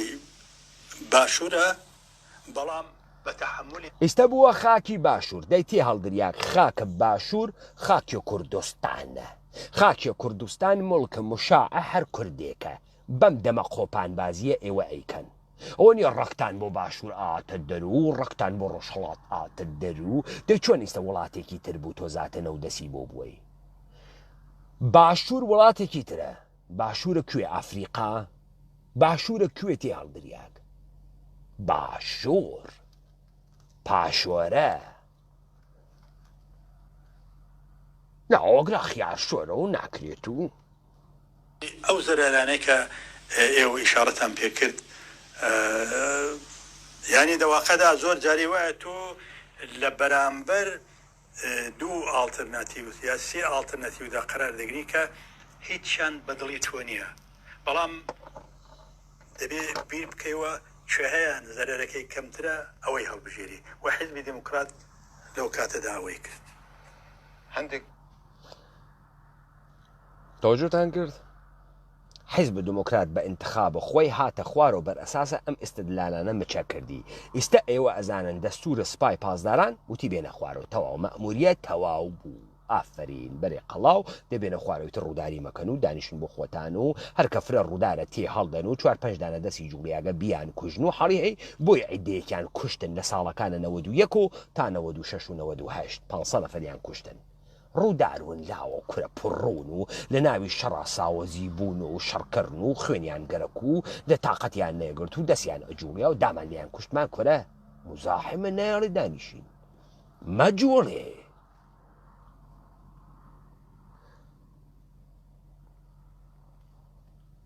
کەس لایەن پێیان وایە یا ئەو نازناوە لە حیزبی دموکراتە دەن و ئەو لاتاوەی لێتن با بڵین کاڵێن حیزبی دموکرات ئێرانچیەتی دەکات ئایا مە ڕاستە؟ من پێم خۆشە لەسەر ئەو وشەیە باش ڕۆمکردنەوەیە بدەم ئەوەی کە ئێمە نێومان حیزبی دموکراتی کوردستانی ئێرانە وەڵام من وەمەزانی حیزبی دموکراتی کوردستانی چینە مەچە ئێستا تۆ گەرەکتان قسە بۆ بکەیت چون تۆ ئیدعا کرد حیزب نەتەوەیت حیزب نەتەوەی نەدوت نەتەوەی کێ وەلە ئیستا خەریکی خاص تەوزیح هەدەی ئێمە حیزبی دموکراتی کوردستانی ئێرانی تۆ حیزبی نەتەوەی ئێرانی بۆ سەپاندن و ئستقرارە سیستەمە دەوڵەتە ئێرانی بۆ ئاخرین مەقاومەتهای ئینسانە کوردی دروست بووگی تحتە ناو کورد و دەمەقۆپان خاص خاسێتەکەی بۆی ئەو ئەوەسە مەچە ئەدامە بە ئافرین ڕەنگە هێندێک حیزبی دیکە بێ ئەسەن ئێرانیان پێوە نەبێ ئەمە ئەو نێوە کە دیاریکراوە لە ڕووی متالعەوە دیاریکراوە وەکو ئەوە کە ئەمە ڕاستە کوردین بەڵام لەباری حکوومەتی نێونەتەوەیەوە منتەقەیەوە بەشێکی لە خاچی ئێران ئێمە ڕاستە کوردین وەلێ لەباری حکوومەتی نێونەتەوەی و منتەقەیە و بەشێکی لە خاکە ئێران مەچە بەشێکی لە خاکە ئێران ئێستا پەدەر سوختە تۆ بۆ حیزب منتەقەیە دروست کردگە تۆ بە کێ ئێژی داگیر کرد بە کێ ئێژی داگیر کرد من پێتێژم بە کێژی داگیر کرد بە خەڵکە سنە و کرماشان ئێژی داگیر کردە سنە و کرماشان ئەم پەدەر سوختە دەمە قۆپان لە پیانە ئشی دەریان کەین یە ئەدەیتر بێرین کە ئێرانین کێ داگیر کەرە دەی تۆ ئێژی بەشێکین لە ئێران داگیر کرد کێس پەیدا کنیت پۆرتەقال فروش را تۆ خوات ئیستە وتە داگیر کرد تۆ خوات ئیستە نادروست وتە پاشور و خیارشور ئە خریسکیەوە ڕوا پێمانە ئەو پاشە و خیارشۆرە و بەڕاستی وەگرا خیارشۆرە و ناکرێت و تۆ ئیستە وتە ئیستا چۆن بووی تۆ ئەمە بەشێکە لە خاکە ئێران خاکە ئێران مەڵکە باوکێسی ئێران جندەی کوێس ئێران کێس حج معلوم ئەمە ڕەحبەرە حیزە دموکراتە 75 ساڵەی تخمە قاسملووی قازی حەمە بێشەرەفە ئەمە خەیلی خاسترە لە خالیە باقرزادە ئۆ ئاشخاڵ ئەو خالیە باقرزادەسە ئەوە بەخواستی خۆمان هەڵمان نەبژاردووە بەڵام ئەوە هەیە بەخواستی خۆمان هەڵمان نەبژاردووە ئەی بەخواستە کێ هەڵە بژارگە بەخواستە تاران دەی پۆفیوز من ئێژم تۆ پیاگ نییە دروستیان کردگە دەی سابەتی کرد تۆ خوات هیچ خاستێکە نییە دروست کریاگی هەڵبژێریاگی لا ئەو بەخاستی خۆمان هەڵە ئەی بەخواستە کێ هەڵبژێریاگە لا تازە و نیاگیانە پێمانە و لێمان ناوێتەوە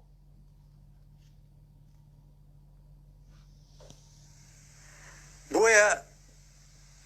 لەگەڵەوەی کە بەشێک خاچێمە بەشێکە لە خاچی ئێران بەڕسمی ناسراوە بەڵام ئێمە کوردین خەبات دەکەین بۆ مافی خۆمان لە چوارچێوەی ئێراندا وەختێک لەگەڵ ئەوەی خاکی ئەمە سەسپیاگە بە خاکی ئێران بەڵام ئێمە کوردین ناوەڵاوە نەزەرم من تۆ تەتەری چۆن کوردی بەڵام ئێمە کوردین چه فەرقی ئێستەکە ئێرانیە هاین بە شوێن مافی خۆمان دەیبرا ئێمە ئێرانین ئیتر خاکە ئێرانە و ئێمە ئەشغاڵمان کردگە و ئوستانهای کورد نشینە و مسەجرین وەسەرە ئەم خاکە و خوا حەڵی ناگریت و ئێران 2500 ساڵە دەوڵەتە و داینیاگە و کاکە کوورش ئەمێ پاراست و ئێمە نەمانتوانی لە قڵە خۆمان پارێزگاری بکەین و ئەمە خاکی ئێران و ئێستا مافیەمان گەرە کردیان و تخوا و تۆزێ مافیەمان پێبان دێ ئەم گشتە تڕەتڕەتە کرد بە گراگەیت باڵێ ئەگرا دەوڵەتە ئێرانە خێمەش خاکە ئێرانین دێ تۆ حیزب نەتەوایەتی کێی جاشە ئیبن جاشە تۆخمە جاش خوا جاش حیزب جاش قاسملو جاش قازی محەمە جاش بنیاد جاش ئەساس جاش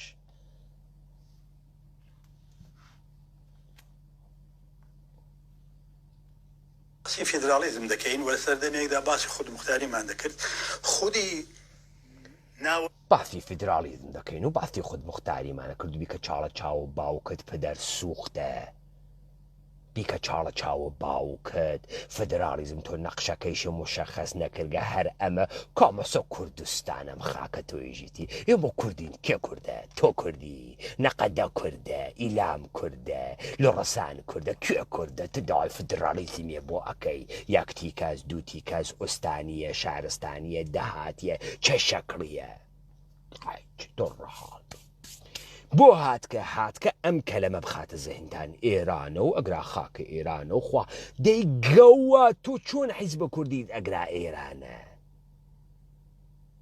ئەمە سەرزەمینە کوردەوارە مەچە حیز ئەوە وا لە ئەوێ دانیشتگە سیستەمە کۆرپۆریشنە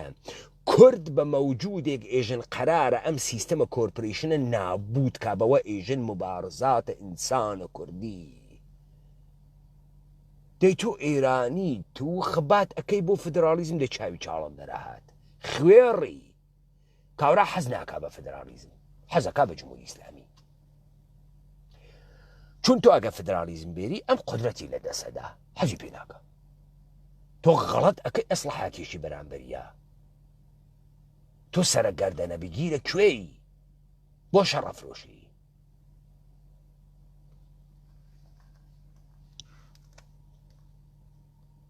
وەرۆکی سیاسی ئەو وشانە بە معنای مانەوە لە چوارچێوەی ئێراندایە کرۆکی سیاسی ئەو شانە بە معنای مانەوە لە چوارچێوەی ئێراندایە حاڵیتان چوارچێوەی ئێران یعنی ڕەوایەتە ئێرانی حاڵیتان بوو سیستەمە دەوڵەتە ئێرانی حاڵیتان بوو تۆ بە زوانە فاسۆمی ئەنووسی ئێمە ئێرانین ئێرانمان خۆش دەوێگەرەکمانە ئاوەدانی کەین و دەی گەوا باوک ئەمە چه احتیاجی هەست تۆ بە زوانە فاسۆمی قسە بکەی بڕۆ تارانی قسە بکە شیکترە خای لێ شیکترە لە تۆ خای لێ شیکترە دێمەکە ئێمە ئێرانی نییە ئیتر بۆ فاسۆمی قسە بکەین لەهجەمان بووە کە نیشکێ تارانی حەزمان پێ نەکا پێمان بێژێت چوپونۆ دەهاتیۆ بوو چون تۆ فارسی نازانی و لەهجەوە قسەکەی وەلێ قاسملو بێ لەهجە قسەکرێ ئیرونی ما ئیرونی هەستی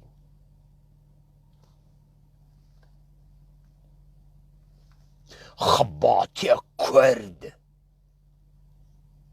بەو خواد مەکوش و ئەوە بۆ خۆی بڵێن شکلێکە لە شکلەکانی دیاریکردنی چارەنووس دیاریکردنی چارەنووس ڕەنگە یەکێک ئەو خۆی شکڵێکە و لە شکڵەکانی دیاریکردنی چارەنووس کاش لە نینەم قسەیە نەخستایەتە ناوە دەمتان دیاریکردنە چارەنووس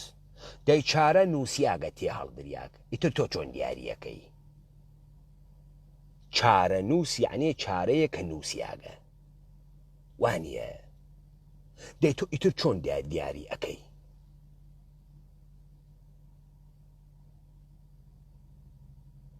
وە کاورایە کوردێکیان وتیان ئەوە لە چارەی نووسیاگە قەڵەمە کەس وتیەوە قەڵەمە ناگرم بیشکێنم قەڵەمی خوا مەچەوە جافێکی ئێمەیان وتیان وا مەکەوە ئەوە چارە نووسە و قەڵەمە کەس وتی دێوە قەڵەمە ناگرم بیشکێنم وەخوا مافیا چارەنووس حق تعین سەرنوشت ئەم حەقە کێ داگیسی لە وەختی خۆی لین باسی کردگە و دەیتر جەهانیە و فرەخاسە و تۆ ئەم حەقتە بەدەست هاورد حەق بەدەسە هاورد ترازیایت بەدەست بێت لەوە شۆری چارەنووس دیاریەکەین دێ بۆ ئەو لای چارەنووس دیاری ناکەی تۆ فدراڵی و پێ جێبەجێیەکری پۆفیۆز تۆ ڕۆخاندنە دەوڵەتە ئێرانی و تاغیرە شکڵە دەوڵەتە ئێرانی پێ جێبەجێ ئەکرێت لابردنە ماهیەتە قێزەونە ئەم سیستەمە پێ جێبەجێ ناکرێت مەچە هەر ئێشەی بێ کورد نابوودکەی وە دەمە قۆپانت و دەی لاوە کورد ئەگەر ئیتنیکینەوێ تۆی نەغەدەی ئەتوانی بیتۆ ڕەهبەر مەسەلەن ڕەنەغەدە نییە ها نه مەسەلەم ئەوە نییە نەغەدە چی بکەم وەلێ تۆ زاهرەن بگی تۆ نەمایندەی مردم و کورد و لە شارە نەغەدە هاتگی ئەوەسە تۆ بەڵقاسم بەگەکەی نەغەدەی وەڵا ئەی بەبوو نەغەدە ئەتۆ بەڵقاسم بەگە نەغەدەوی ئەر ئەو ڕەحمانە قاسملو و ڕەهبەرە ئێمەوێ ئێمەشی سەرداخین هۆن بین و ناوچاوانمانە ئێوە ڕەهبەرانی کورد ئیستا ئەزانی بۆ BBC ئیسرارەکە ئێوە ڕەهبەرن قاسملو و ڕەهبەرە چون ئێوە مشتی فەحەی خۆفرۆش بیدایک و باوکە بیکەرامەتن ئەوە دەلیلی ئەوەسە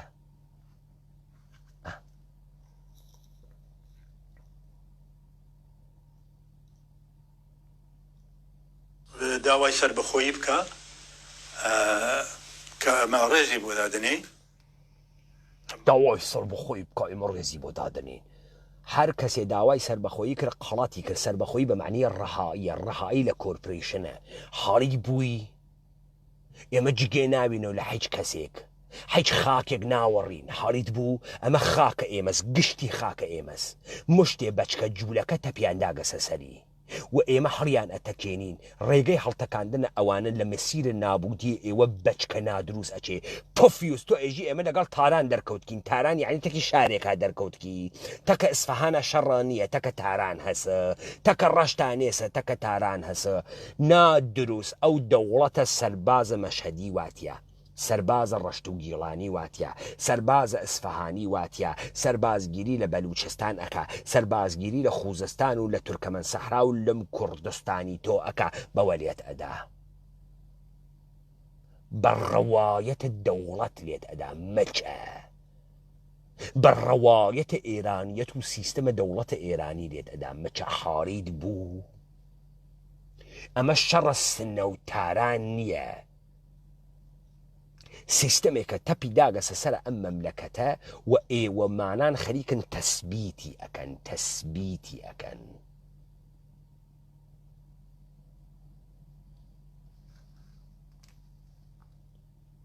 ئێمە لە هیچ کەسێ مافیا سەربەخۆی ئیستیقلالمان پێ ناکرێ خاسمان پێکری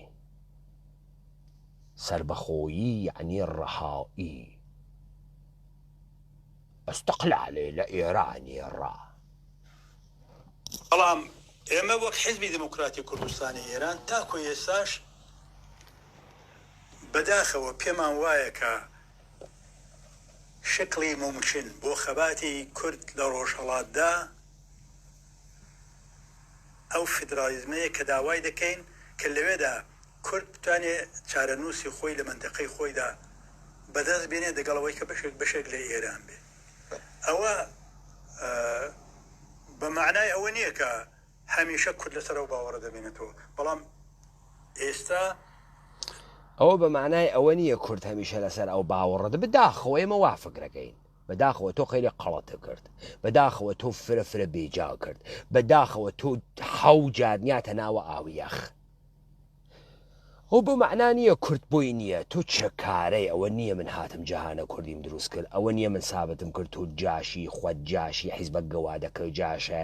ڕەهبەرەکانە جاش بوون ئێوە خائینە نادروستن تۆ بەچکە ئێرانیت وەکو سەربازەکە وات تێت تەکە ئێمە شەڕەکان مەچە تۆ هەروەیتە ئەو سەربازە و ئیمڕۆ دەوڵەتە ئێرانی هاورگەسی هەرتتان لەسرە قەوامە دەوڵەتە ئێرانی و چوارچێوەی ئێران خەریکن کارەکەن مەچە ئومەتە کوردی نەوێسیاگە تۆ ئیجازەی پێبەی حاڵیت بوو مچە بە ناوە کورد قسەکەی کاوراتی هەڵدریاک لەباری نێونەتەوەیەوە لەباری منتەقەیەوە و لەباری ئێرانەوە ئێمە ئەوە بە ممکنتر دەزانین ئەوە بە ممکنتە کاسبیە حەیز تۆ 40 ساڵە وەرشکستەی 40 ساڵە خەڵکەی تۆ کوشت بە ممکنی دەزانی لەباری نێونەتەوەی تۆ نەبارەوە بە ممکنی دەزانی تۆ حەیز ڕۆژە ئەوەڵ زانی چارەکان ناتوانی ڕابگری وەلێ مەرداد دانت بە کوشتن خەڵکە دەست برد بەم خوێنە و بەم شەڕا تۆ بردە حەیز ئیستا بۆ تۆ ئەو وەختە ئەوزانی ممکن نیە بۆ ئەسڵحە گرتە دەست بۆ ئیستەواوە دەستۆ وەلی ئەزانی فیدراڵی ممکنە لە بارێ نێودەوڵەتی نێودەوڵەت گو ئەخوا من سیستەمە دەوڵەتە ئێرانی هەڵەتەکێنم نێودەوڵەت غەڵەت ئەکا پەلامارم بە ئیاڵەتە متحدەی ئەمریکا پەلامارە ڤێتنامیدا ڤێتنامی باوکە ئیاڵەتە متحدەی ئەمریکای وەکو سەگ دەراورد تاڵەبان باوکە ئیاڵەتە متحدەی ئەمریکای دەرهاورد ئەگرا ئیرادە حکومەکە حاڵیت بوو مچە ممکنە کاسبیەکە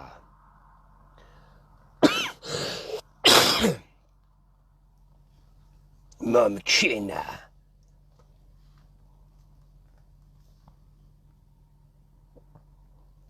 بۆیە ئێستا ئەگە پێمان بڵێن ئێران چێتی بە معنایەوەی کە خۆمان لە بەشێت لە ئێران دەزانین من نە ئەوە بۆ ئەوان بە تاوان دەزانم منە بۆ حیزبی دموکرات بە گوناحێکی دەبینم نە ئەوە بە ئەوان بە تاوان دەزانم ئەها پس بۆ ئێمەی بە تاوان نازانی تۆ جاشە ئیبنە جاشە تۆخمە ئێرانیە بەچکە جوولەکەی ئانووسیت مچە حاڵیت بوو خوێنیشە حەڵاڵە حیز بە گەوادەکەیش خوێنی حەڵاڵە ڕەحبەرە گەوادەکانیشە هەروە بوون خوش بوو ئەوە دەقیقەن ماهیەتە تۆ بوو حاڵی هەی بۆ تۆش لە نەزەرە ئێمەوە تۆ خیانەتکاری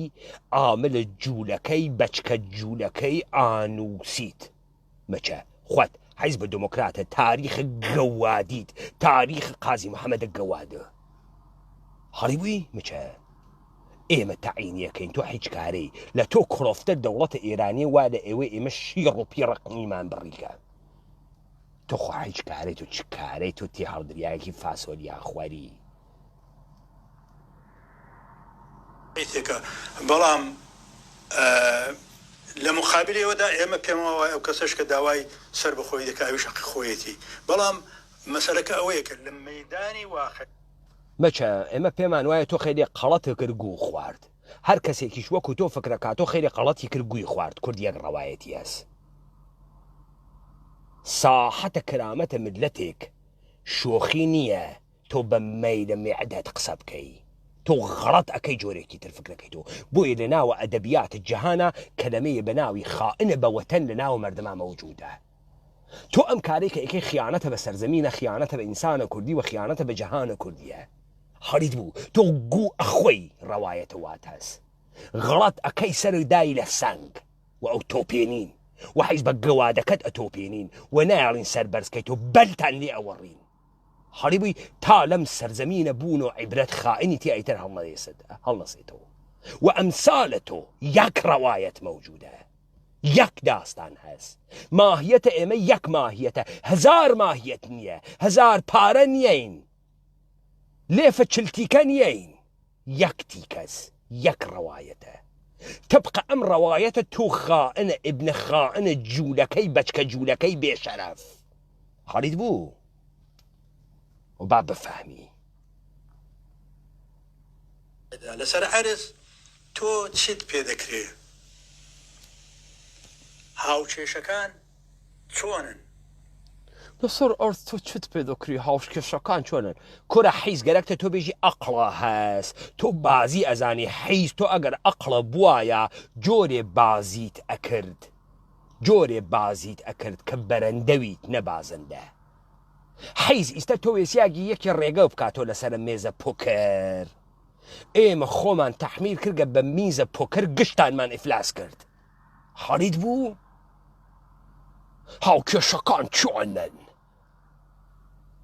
بزانی هاوکێشەکان تۆن تۆ فرەژگیری سەراوێتەوە سەقەت تۆ نیم ساعت قسەت کردگە من جملەوە کەلەمە ئەیگرم و میزانە فەزاحەتە دەرەخەم کەلەمە مچە بزانین هاوکێشەکان چۆنن هاوکێشەکان مەجال دەدەن تۆ نان بخوای مەچە تۆ لەو کناراوی خۆتە مەجال نادەی تەیمورە مستەفای جێگە بگرێ هاوکێشەکان چۆن ئیجازە دەدەن تۆی تێ هەڵدریاک بڕۆیتە ئەوێ مەگەر لە ترسە ئێمە ئەوە نییە کتێوەکەی قاسملوو لە ترسە ئێمە چاپەکەن لە ترسە جەهانە کوردیە ئێمە ڕەوایەتە کوردیە ئێمە لە ترسە واقعیەت و حەقیقەتە ئەم سەرزەمینە کتێ و قاسملوو بۆ چاپەکەیژە هەرەمە خاسە قاسملوو لە ئاوکڕە خاسە و بەخوا و فرە خاسیژێت و تەماشا کورد و کوردستان هەڵی بوو مچە هاوکێشەکان فرە عەقڵە هەستۆ گوێرەکە نەناگە خۆ ئەگەر وەکو ئارەزوو بێ پێما بێ تاکتاکی ئەفرادی ئەوە ئارەزوو نییە تێ هەڵدریاک ئەوە ئارەزوو نییە ئەوە حەقیقەتە و ئێمە ئەڕۆین بەرەو ئەو جەهانە حەقیقەتە و کاری بۆ ئەەکەین ئەهام مچە ئازای گیانە تۆم سیخاژن کردگە ڕەهبەرە گەوادەکانە خائینەکانتم دەرهاورد ئیسباتە خیانەتیانم کرد دانمت بەرە شەقە ئومەت 1 ملیۆن شەقیان بەرکە و ماگە قنگە خودوە شەقە ئێمە بدڕێ مچە خاڵیت بوو ئەمە ئارەزوو نییە ئەمە مبارزەس و ئێمە ئەیکەین هەر گۆم هەرچی قوڵتر و ئێمە لێی خۆشترە هەڵی هەی تەکە نظامە سڵتەی جەهانیا دەرکەوتین دەرەکەوین و باوکە ساحەویان دەرتێرین تەمەدۆن لە ئێمەوە دەسی پێکردگەمە سەرزەمینە مقدسە کوردەوارە حاڵیت بوو فەهمید تا وەکو مۆرەکانت دۆمینۆ یەک لە دوای یەک وڵاتەکانەتر بەسەر ئەم نظامە سڵتە بخەینە خوارەوە و ئەیخەین مەچە و تۆ ئەوێنی ئێمە ئەیخەین ئەو سارۆخە ئەڕواتە کۆرە ئەڕواتە مانگ بەشەر دروستی کردگە بەشەر هەواپەیمای F-35 بەشەر دروستی کردگە بەشەر ئێمە بەشەرین مەچە هاڕیتە با ئستعدادترین بەشەریشین ئاغازگەرە تەمەدونیش ئێمەین ئێرادەیشمان هەست ئێرادەی کوردی و جەهانە کوردیشمان هەست هەڵیت بوو و ئەیشیخەین و تۆ ئەوێنی ئەیخەین کاورای سەقەت ئەم مردمی ئێمە بە ئێوە سەقەت بوون حاڵیتە ئێعتمادیان بە ئێوە کرد حیز تۆ حیزیە خۆت گوستەرش داناوە مردم منی شەهامەتە خۆم تەزریقەکەمە مردم جا بزانین کاممان نەیوەینەوە مەچە ئارەزوو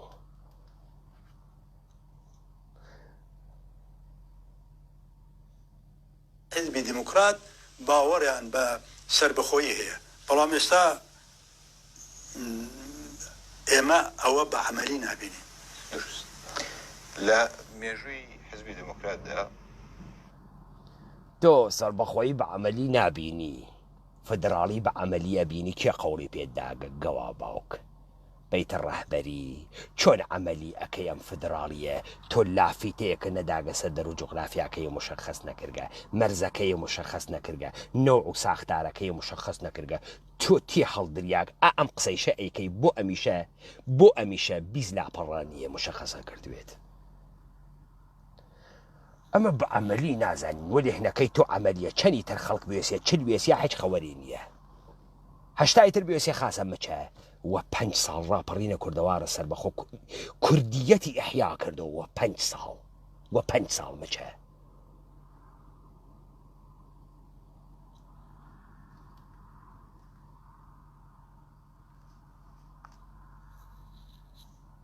لە چەندین بەرگا بە بڵین ئێمە شایەدی دابڕان و ئینشعاب و جیابوونەوە بووین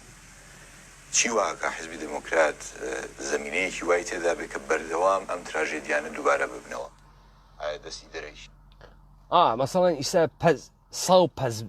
بوونە 10,000 پەس چاری گورگێگەکەن کورە تۆ نەدوت ساڵە 96 ئیستا چوویتە قنگە تاریخە خۆتان نەهاتیتە سەر ئەسڵە مهمەکە ساڵە 96 مەفادەکەی سپای پاسدارانتان بێرە بیان خوێنە و بزانین چه خەوەر و خۆ تۆ حەزەکەی بە تاریخ و قنگە تاریخە حیزی دیموکرات و بێری ئەو نۆهمادەکە وای ئیمزاتان کردگەتە کە سپای پاسدارانە بیخوێنەوە با خەڵک بزانێ مە تۆ حەزە بە تاریخ نەکرد و چوتە ناوێ قنگە تاریخە حیزی دیموکرات بێری تا بیخوێنیتەوە نایخوێنی تۆ دەرەچی تۆ ئێشقاقمان تێکەوتکە و لاو خواحڕی ناگرێ ئەمە حکایەتە حیزب دموکرات و هەنووس تەواو نەوگە خەڵکینە کاورا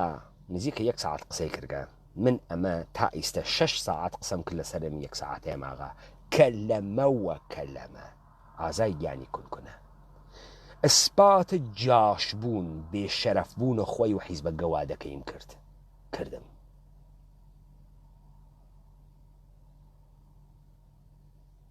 لایەوە خۆش